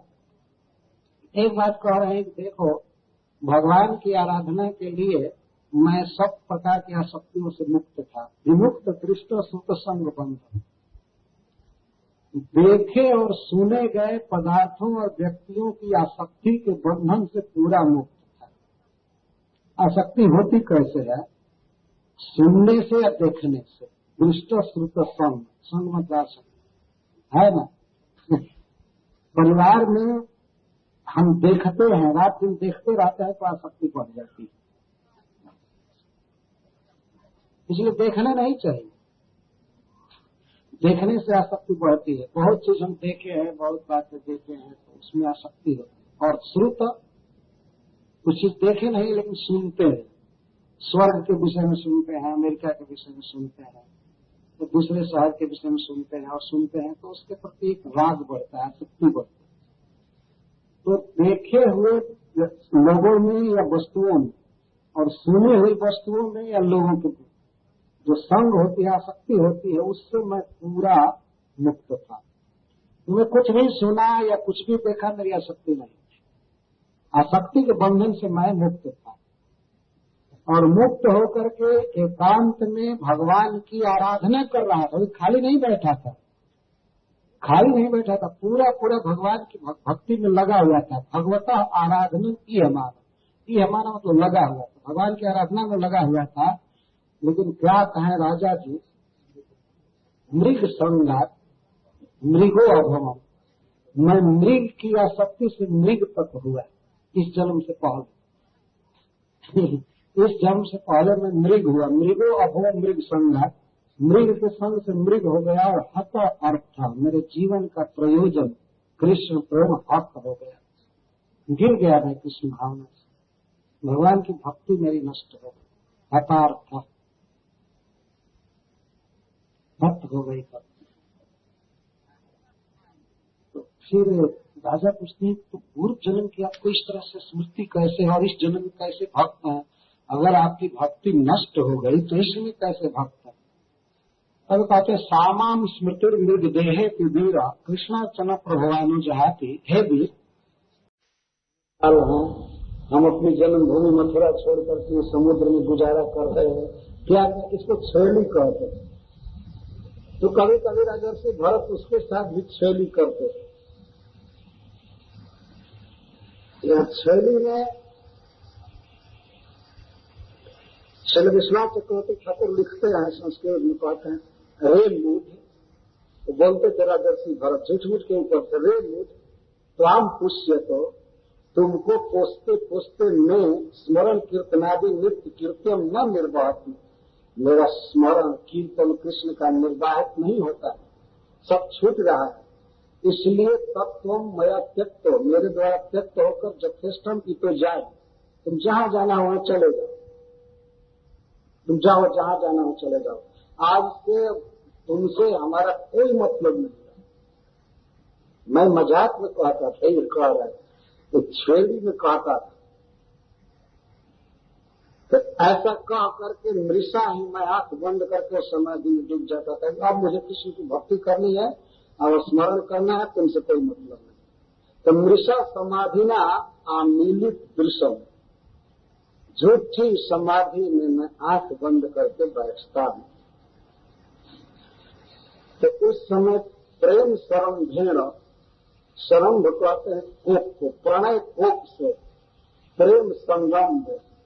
तो उस समय वो हरिण का बच्चा प्रेम से क्रुद्ध हो जाता है, प्रेम को, और चकित चकित आगत्य, चकित चकित हो करके आगत्य मेरे पास निकट आकर के त्रिशद अपरुष, अपरुष मतलब कोमल, त्रिशद का अर्थ होता है जल की बूंद, उसकी सींग जो है वो जल की बूंद के समान कोमल है, और उस कोमल विषाणाग्रण, विषाण के सींग के अग्रभाग से लुठती मुझे खुजलाता है, धक्का देता है। कहीं हरिण की सींग जल की बूंद के समान कोमल होती है, वो तो बहुत कठोर होती है, लकड़ी जैसा है कि नहीं। हरिण का जो सींग होता है वो बहुत कठोर होता है, लेकिन जहाँ आसक्ति होती है तो वो अब कठोर नहीं दिख रहा है, तो जल की बूंद उसे कह रहे हैं। उसका छूना बहुत कोमल लग रहा है। अब कोमल में जल की बूंद से कोमल वस्तु तो इस दुनिया में और कुछ है नहीं तो और उदाहरण देते त्रिशद अपरुष, जल की बूंद के समान कोमल। इस वाक्य पर हमें एक घटना याद एक श्लोक याद आ जाता है कि एक व्यक्ति अपनी पत्नी को या प्रिया को मना रहा था, रुठ गई थी, तो उसके चरण पर पड़ता था तो वो कभी कभी अपने चरणों से प्रहार कर देती। वहां तो कपटी तुम पर कोई विश्वास नहीं है, वो चरण से मारती। ये जनरल व्यवहार है प्रेमियों का। तो वो कहता है दासे कृतागसी भवेत, नहीं दासे कृतागसी भवेत प्रभुनाम पाद प्रहार उचित। ऐसा श्लोक है कि हे प्रिय, जब कोई सेवक गलती कर देता है तो स्वामी अगर उसे पैर से मारे तो यह बिल्कुल उचित है। इसके विषय में मैं तुमको दोष नहीं देता, इसका मुझे कोई दुख नहीं है कि तुम अपने पदाघात से मुझे मार रही हो, क्योंकि तो स्वाभाविक है। यदि दास गलती कर दिया तो प्रभु मारेंगे सुधारने के लिए, तो ठीक है। लेकिन मुझे दुख किस बात का है कि उद्योग कठोर उल्कन कंठ काग्रही जब खिप देते तव पदम इतिशा व्यथा। लेकिन जब तुम मारते हो हमारे देह पर तो हमारे शरीर में रोमांच हो जाता है, हमारे रोग खड़े हो जाते हैं, तो हमारा शरीर कंटक जैसा हो जाता है। और तुम पुनः मारती हो तो मुझे बहुत दुख होता है कि तुम्हारे कोमल कोमल चरणों में एक कांटे जैसे घाव लगता होगा, इसका मुझे दुख होता है। मुझको मार रही हो इसका मुझे दुख नहीं है, दुख होता है कि तुम्हारे कोमल चरणों में हमारे शरीर का रोमांच कांटा जैसे चिढ़ता होगा। ये वाक्य जैसे कालिदास ने लिखा है अपने साहित्य में। तो इस तरह का वाक्य इसलिए कहा जाता है कि वास्तव में जब जिसके प्रति प्रिय बुद्धि हो जाती है वो कुछ भी करे तो प्रिय लगता है। वो जो पहनता है वही अच्छा लगता है, वो जो खाएगा जैसे चलेगा या चलेगी वही अच्छा लगता है। तो राजर्षि भरत के जीवन में हरिण के अलावा कोई सुखद वस्तु है नहीं, प्रिय वस्तु है नहीं, तो उसकी कठोर सिंह भी जल की बूंद लग रही है। तो कह रहे हैं कि आएगा, क्योंकि मैं पहले व्यवहार देख चुका हूं। पहले भी ऐसे रूठता था, मिथ्या समाधि में बैठता था तो विश्वास करके मुझे धक्का देता था, आता था, कई बार ऐसा हुआ है। तो इस बार भी वो आएगा, विश्वास है। इस तरह सांत्वना ले रहे। और फिर कह रहे हैं कि वो केवल राजकुमार ही नहीं है, वो ऋषि कुमार भी है। ऋषि कुमार बहुत शांत रहता है। किसी साधु का बच्चा बहुत शांत रहता है, ऋषि मुनि। वो वेद पढ़ता है, वो चंचल नहीं होता है। तो कह रहे हैं कि कभी कभी आसादित हविषि बरहिषि दूषित, आसादित हविषि बरहिषि, कभी मैं कुश की चटाई पर, कुश पर हवि रखता था हवन करने के लिए, तो आकर के वो दांत से उसको दूषित कर देता था, या चटाई को दांत से खींच लेता था तो हवि इधर उधर बिखर जाती थी। तो उस समय मैं कहता था, अरे कीमती ये क्या कर रहे हो? कहते मैं उसको डांटता था, मेरा हवि से या मेरे पूजन की सामग्री को खींच कर इधर उधर कर देता था, तो मैं डांटता था। और जब मैं डांटता था तब वह ऋषि कुमारवत, वो ऋषि के बच्चे जैसे शांत हो जाता था, डर जाता था, भीता, बहुत भयभीत हो जाता था। सपदी तरफ रास मैंने खेल, वो खेलना छोड़ देता था, चुपचाप बैठता था। ठीक है भाई, पूजा कर लीजिए, हम आपको नहीं डिस्टर्ब करेंगे। तो उसके गुणों की याद कर रहे हैं कि मेरे डांटने पर कितना ओबेडिएंट सन ऑफ ऋषि, बिल्कुल सुशील बालक की तरह हो जाता। तो वहां राजकुमार कहे पहले, अब ऋषि कुमार कहे। यही दो बच्चे तो इस संसार में श्रेष्ठ माने जाते हैं, राजकुमार है या ऋषि कुमार। जब भगवान जनकपुर गए लक्ष्मण जी के साथ, तो जनक जी पूछते हैं विश्वामित्र जी से कि ये दोनों बच्चे ये राजकुमार हैं कि ऋषि कुमार हैं, मतलब ये किसी क्षत्रिय के लड़के हैं कि ब्राह्मण के लड़के हैं। पूछते ये पूछ विश्वामित्र जी ने कहा कि ये राजा दशरथ के पुत्र है, ऋषि कुमार नहीं है, ये राजकुमार है। मुनिकुल तिलक की निरपकुल पालक, यह शब्द ये पूछा कि ये बालक निरपकुल तिलक है कि मुनिकुल तिलक। मुनिकुल तिलक निरपकुल पालक, राजा के पुत्र हैं कि ऋषि के पुत्र हैं। तो उस तरह का सौंदर्य बिना राजकुमार के और ऋषि कुमार के हो नहीं सकता, जो तेज भगवान में था। तो राजर्षि भरत हरिण में सब कुछ आरोपित कर रहे हैं। तो राजकुमार की सुंदरता और ऋषि कुमार की सुशीलता दोनों का संयोग करा रहे हैं। ये राजकुमार भी है, ऋषि कुमार भी है, ये कई सारे ये बहुत गुण है। जो बच्चा डांट देने के बाद शांत हो जाए तो माना जाएगा अच्छा बच्चा है, डर जाए, गुरुजनों की आज्ञा का पालन करे। तो याद कर रहे हैं कि कभी कभी मेरे भविष्य को बिगाड़ देता था, दांत से छू देता था, दूषित करता था, तो मैं उसको डांट देता था तो अवहित करण कलाप आस्ते, करण मतलब इंद्रियां, कलाप मतलब समूह, तो समस्त इंद्रियों को बिल्कुल शांत कर लेता था। न आंख से इधर उधर देखता था, न चलता था, चुप शांत। इस तरह के गुण याद आ रहे हैं तो ये विश्वास उनको हो रहा है कि आएगा जरूर, आएगा जरूर। और इतना कह करके उठते हैं, निकल हो जाते हैं आश्रम से बाहर, घूमते हैं। नीचे जमीन पर दृष्टि जाती है तो पृथ्वी पर उसके उभरे हुए खूर देखते हैं, खूर की पंक्तियां देख, तब कहते हैं अरे पृथ्वी, अरे भूमि, तुमने कौन सा तप किया है जिससे उस हरे बालक के खूर का चिन्ह तुम्हारे ऊपर उभरा है। अगर तुम्हारे तप का पता मुझे लग जाता तो मैं भी वैसा तप करता। तो गोपीगण कहती है भूमि के लिए कि अरे भूमि, तुमने कौन सा तप किया है कि गोविंद का चरण कमल तुम्हारे ऊपर है। रासलीला में भगवान जब अंतर्हित हो गए तो गोपियां उनको खोजने लगी, तो कहते हैं कि देखो भूमि कितनी सौभाग्य होती है, कहीं भी कृष्ण होंगे लेकिन भूमि पर होंगे, इस पर उनका चरण कमल विराज रहा है। धन्य है पृथ्वी, धन्य है भूमि, कृत किंते कृतम तपो बत के शवांग, किंते कृतम तपो क्षिति बत के शवांग, ऐसा वो कहती है कि हे क्षिति, तुमने कौन सा तप किया है जिससे केशव के चरण कमल तुम पर विराज रहे। अब इनकी तो कृष्ण के स्थान पर हरिण में महत्व बुद्धि हो गई है, वाक्य वही कह रहे हैं लेकिन हरिण के संबंध से।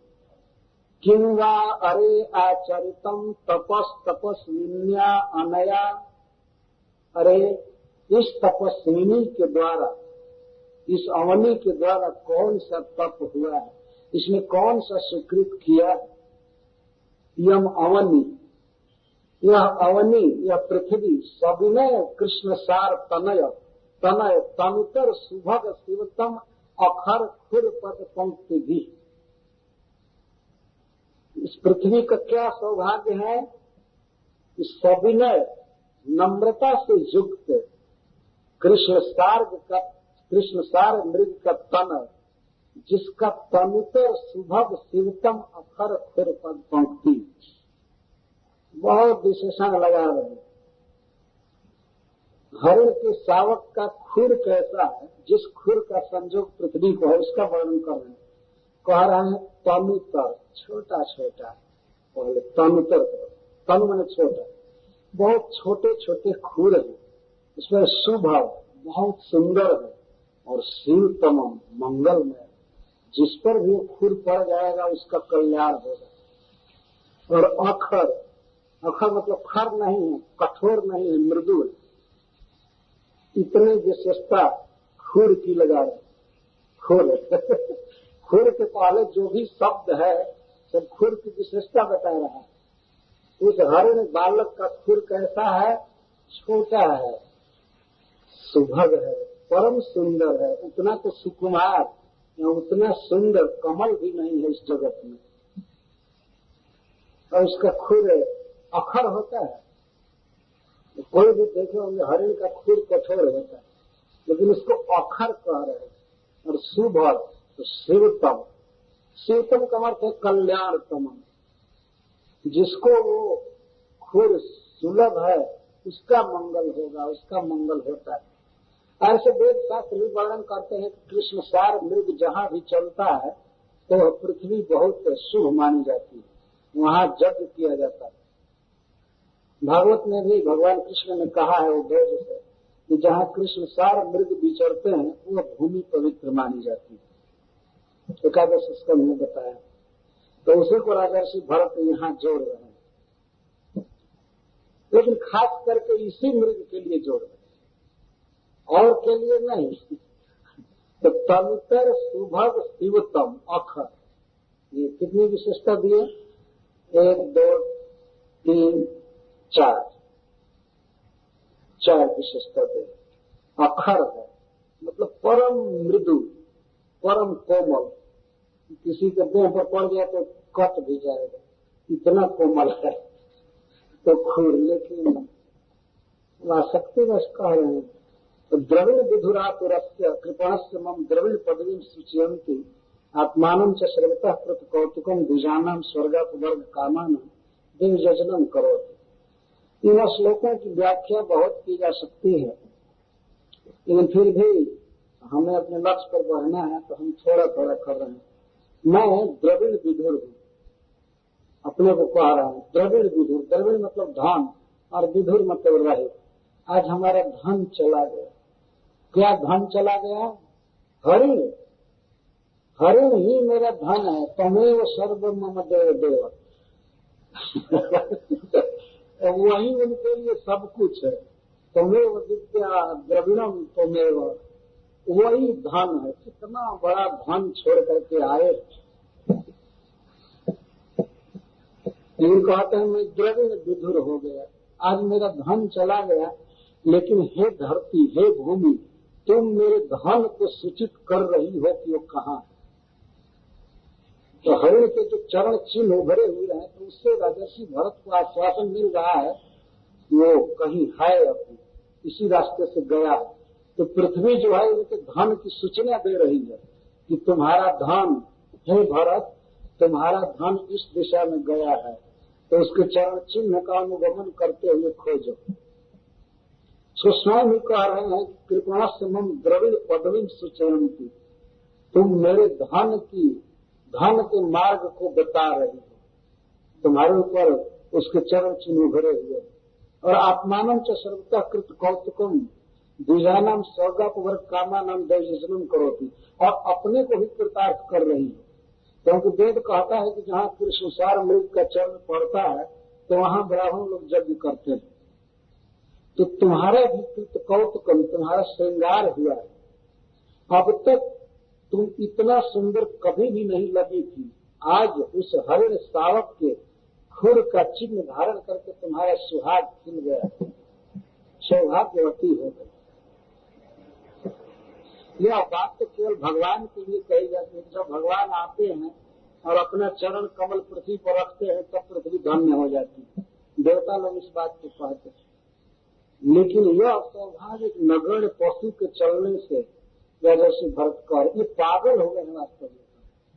एकदम दिमाग काम नहीं कर रहा है, ठीक उल्टा, कृष्ण भावना के बिल्कुल विरुद्ध। कहते हैं हमारे धन की सूचना दे रही है और अपने को भी सर्वतः कृत कौतुकम, अपने को भी अलंकृत कर रही है। कौतुक माने अलंकार। जैसे कोई स्त्री अलंकार धारण करे तो हे भूमि, तुम्हारे लिए सबसे बड़ा अलंकार है हरिण का चरण चिन्ह, क्या अलंकार है। उस तरह कितने पशु घूमते रहते हैं। पृथ्वी का अलंकार नहीं, पृथ्वी का अलंकार है कृष्ण का चरण चिन्ह। और उसमें वे श्लेष से कुछ और भी अर्थ करते थे। ये कृष्ण सार है, मतलब इसके जीवन के सार कृष्ण। इस तरह मिथ्या शब्द का आडंबर जोड़ करके वे उस पर आरोप करते थे। अगर मैं कृष्ण का भक्त हूं तो ये भी कृष्ण का भक्त है, ये कृष्ण सार है। कृष्ण सारो जस्य स कृष्ण सार, कृष्ण ही जिसके जीवन के सब कुछ है वो है कृष्ण सार। लेकिन वो तो कृष्ण भावना से बिल्कुल शून्य थे। तो इस तरह से आरोप करते थे कि मैं कृष्ण भक्त का संग कर रहा हूं। मैं भी कृष्ण यज्ञ करना चाहते हैं, यज्ञ द्वारा वो लोग मिलते हैं। तो यज्ञ करने के लिए वो कभी कभी भूमि खोजते हैं, वन में जा करके भूमि खोजते हैं जहाँ कृष्ण सार मृग पाए जाते हैं, वही यज्ञ करते हैं। तो इसीलिए राजर्षि भरत कह रहे हैं कि आज वह मृग सावक हमारे धन की सूचना दे रहा है, उसका चरण चिन्ह। पृथ्वी अलंकृत हो गई, ब्राह्मण भी धन्य हो जाएंगे। वो ऐसे जगह पर यज्ञ करेंगे तो उनको अपवर्ग मिलेगा, उनको स्वर्ग मिलेगा। हमारा हरिण जो है ब्राह्मणों का उपकारी है, स्वर्ग देने वाला है, मुक्ति देने वाला है। सबका हित कर रहा है, लेकिन हाय हाय मैं विरह में मर रहा हूं, कब आएगा। इतना उपकारी, इतना सुंदर, इतना अच्छा हरिण कब आएगा जो ब्राह्मणों का उपकार करे, उनको स्वर्ग दे, वैकुंठ दे। वो हरिण नहीं देता है वैकुंठ। वैकुंठ मिलता है भगवान के भजन से, या स्वर्ग मिलता है यज्ञ आदि करने से। लेकिन उसमें वो कारण मान रहे हैं कि जहाँ कृष्णसार मृग चलता है, घूमता है, वहीं वो करते हैं, तो वो एक कारण हो गया। वो कोई खास कारण नहीं, लेकिन ये कारण है कि ये हरिण ही देता है। तो तुम स्वर्ग में जो भी जाएंगे तुम्हारी कृपा से, अपवर्ग पाएंगे तुम्हारी कृपा से, पृथ्वी धन्य हो गई। लेकिन मैं ही अधन्य हूँ, मैं ही हतभाग्य हूँ कि तुम्हारा खूर मेरे पेट पर नहीं लग रहा है। मेरा भाग्य टूट गया। इस तरह से रो रहे। और तब तक उनकी दृष्टि चंद्रमा पर पड़ती है। सूर्यास्त हो चुका है और भगवान चंद्रमा उदित हुए। ये दोनों जगत के नेत्र हैं, ये प्रकाश देते हैं भगवान सूर्य, और रात्रि में भगवान चंद्रमा सुंदर शीतल प्रकाश देते हैं। इन्हें देख करके प्रत्येक व्यक्ति को नमस्कार करना चाहिए। भगवान का तेज इनके भीतर है। देखिए राजर्षि भरत किस तरह चंद्रमा के विषय में कह रहे हैं। जब वे ऊपर दृष्टि उठाकर देखे तो चंद्रमा उस दिन पूर्णिमा का दिन था, वे उगे। तो कहते हैं अपिश्विद असौ भगवान उडुपति, ये भगवान चंद्र, भगवान उडुपति।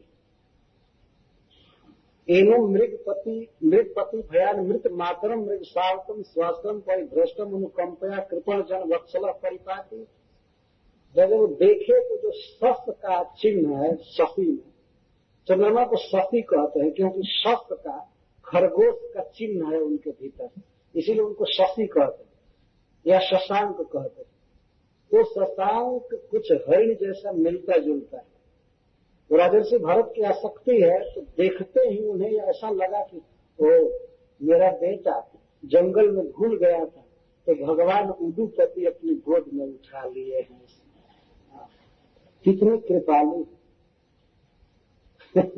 वो कितना दूर है, सूर्य से भी अधिक दूर है चंद्रमा। लेकिन कहते हैं वो मेरा बच्चा भटक गया था, उसको लेकर अपने गोद में रख लिया। इतनी आसक्ति है कि हरिण को ही सर्वत्र देख रहे हैं। तो कहते क्या भगवान चंद्रमा उस कृपण बालक को, मृग शावक को अपने गोद में लेकर के परिपाटी पालन कर रहे हैं? जरूर पालन कर रहे हैं। अपनी अमृतमय किरणों से उसको सींच रहे हैं, सहला रहे हैं।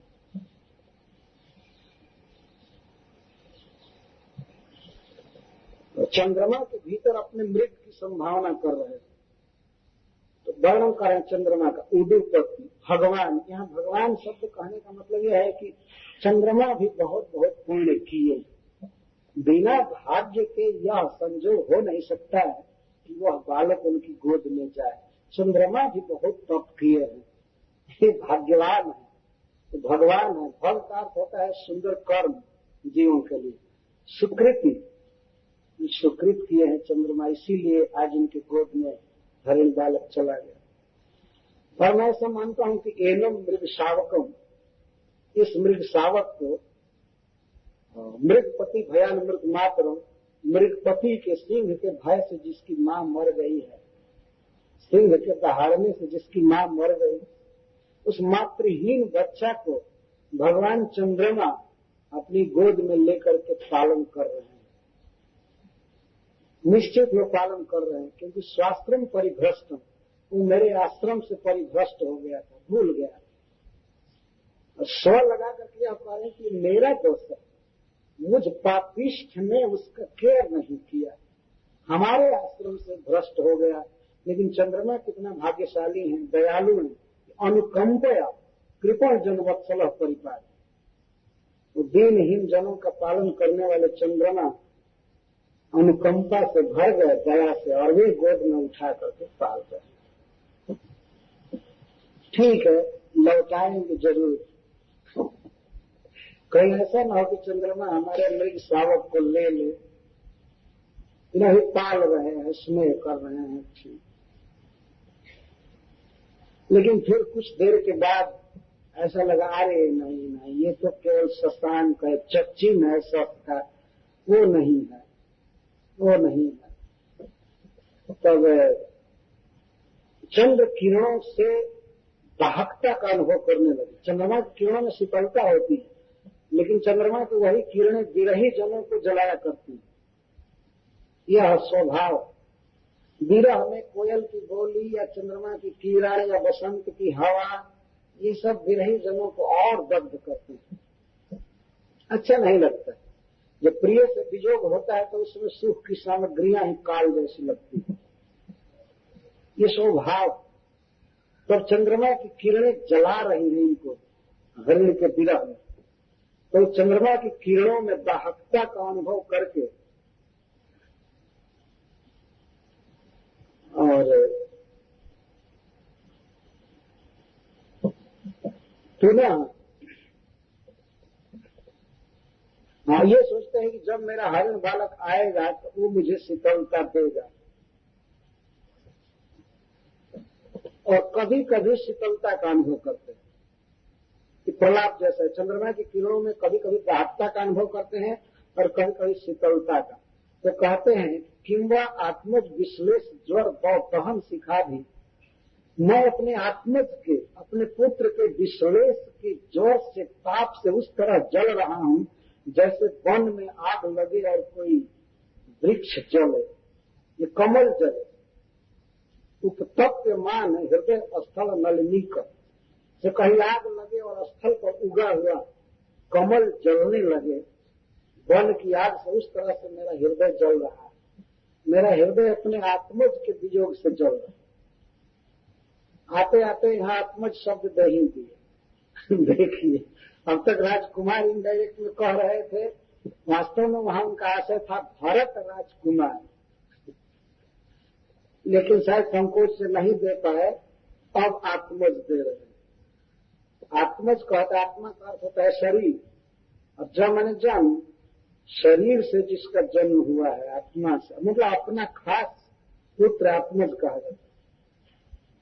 तो कहते हैं मैं अपने आत्मज के विश्लेष ज्वर से, जो दवाग्नि की तरह है, उस दवाग्नि की शिखाओं से जल रहा हूं। मेरा हृदय कमल के समान है।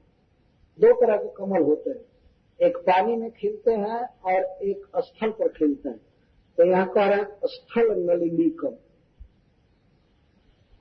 क्योंकि जल में कमल रहेगा और आग लगेगी तो जल के कारण कुछ रक्षा भी होगी, लेकिन वह स्थल पर कमल है, इसके झुलसने में कोई देर नहीं लगेगा।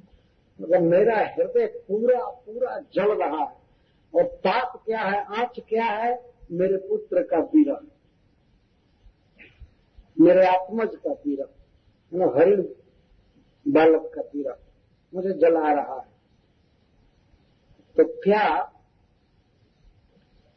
हे भगवान वह समय आएगा जब मैं हरिण बालक के साथ रहूंगा, माम उपसृतम, जब वह मेरे निकट आएगा और मेरे पास होगा, तो उस समय चंद्रमा की किरणें हमारे लिए बहुत शीतल लगेंगी। जब बच्चा हमारे साथ रहेगा तो क्या चंद्रमा शिशिर शांतानुराग गुणित निज बदन शैलामृत मय गभस्त भी स्वभयती थी, तो क्या चंद्रमा अपने किरणों से अमृत की वर्षा करके, अपने मुख कमल से किरण रूपी अमृत की वर्षा करके मुझे शीतलता देंगे? निश्चित देंगे। आज मैं अपने प्रिय के विरह में जल रहा हूं, लेकिन जिस दिन मेरा प्रिय बालक आएगा उस दिन वही चंद्रमा की दाहक किरणें मेरे लिए अमृत का काम करेंगे। श्रील प्रभुपाद जी इस श्लोक के तात्पर्य में लिखे हैं, जो किसी व्यक्ति को बहुत जोर का बुखार हो जाता है, ज्वर हो जाता है, तो कुछ ऐसे वैद्य हैं जो मुख में पानी ले करके और मंत्र पढ़ करके गड़गड़ा करके उस ज्वर युक्त व्यक्ति के ललाट पर पानी डालते हैं, तो उससे उसका ज्वर उतर जाता है। इसी को राजर्षि भरत कह रहे, क्या भगवान चंद्रमा अपने मुख से सलिल किरण सलिल बरसा करके मेरा ज्वर दूर करेंगे? निश्चित करेंगे, लेकिन कब? जब वो हरिण बालक आएगा तो उसके आ जाने पर तो आप ऐसे ही बिना बुखार के हो जाएंगे, उसमें चंद्रमा क्या करेगा? है कि नहीं? वो तो बीजोग ही ज्वर है और संजोग बस अमृत है। लेकिन उनके कहने का आशय है कि आज भगवान चंद्रमा हमें जला रहे हैं, लेकिन जब वो हरिण बालक मेरे साथ होगा तब यही मुझे शीतलता देने लगेंगे। इस तरह से विलाप कर रहे हैं। अब देखिए सुखदेव गोस्वामी अब इनके विषय में अब अपना कंक्लूजन दे रहे हैं। यह एक नमूना पेश किया है, इस तरह से सोचा करते थे। एवं अघट मान मनोरथ आकुल हृदय, इस प्रकार अघट मनोरथ आकुल हृदय, उनका हृदय हमेशा व्याकुल रहता था। कैसा मनोरथ कर रहे थे? जो अघट मान, कभी पूरा होने वाला नहीं था। मनुष्य बहुत बहुत अपने प्रिय के विषय में मनोरथ करता है, लेकिन वो मनोरथ कभी पूरा होने वाला है नहीं संसार में। यह अघट मान मनोरथ, घट मान का अर्थ होता है जो होगा, जो आएगा एग्जिस्टेंस में। यह अघट मान मनोरथ, अघट मान मनोरथ, अघट मान मनोरथ आकुलस्य आकुल हृदय, अघट मान फलम अनुपलभमार, यह मनोरथ अभिलाष मृग शिशु विषय का इत्यादि, तेना आकुलम हृदय जस तथा भूत। बहुत मनोरथ कर रहे थे, ऐसे हरिण आएगा, ऐसे करूंगा, ऐसे सुखी करूंगा, आगे उसको कोचिंग स्कूल में भेजूंगा, पढ़ाऊंगा, लिखाऊंगा।